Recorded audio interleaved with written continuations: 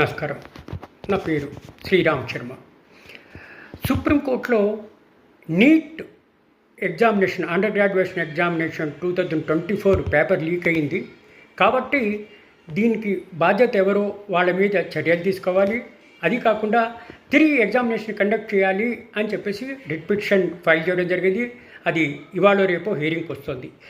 Neat examination papers leak అయ్యాయని, అందుకే ఈ ఎగ్జామినేషన్ క్యాన్సిల్ చేయాలని సుప్రీంకోర్టులో ఓ రిట్ పిటిషన్ ఫైల్ చేశారు.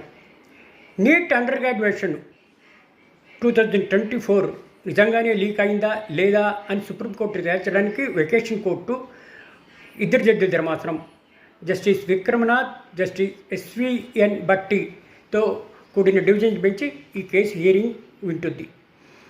అది అసలు ఇట్లా లీక్ అవడానికి కారణాలు ఏంటి, అసలు నిజంగానే లీక్ అయిందా లేదా, దీని మీద సిబిఐ విచారణ చేపించాలని చెప్పి కూడా సుప్రీంకోర్టులో అడగడం జరిగింది.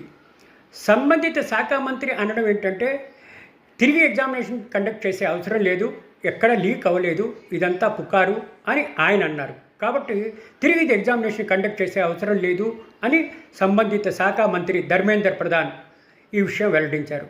మరి రియల్గానే ఈ పేపర్ లీక్ అయిందా లేదా అన్నది కోర్టు నిర్ణయిస్తుంది, ఎంక్వైరీ నిర్ణయిస్తుంది, పోలీసు వాళ్ళు నిర్ణయిస్తారు. మరి వేచి చూడాలి ఏమవుతుందో. Thank you.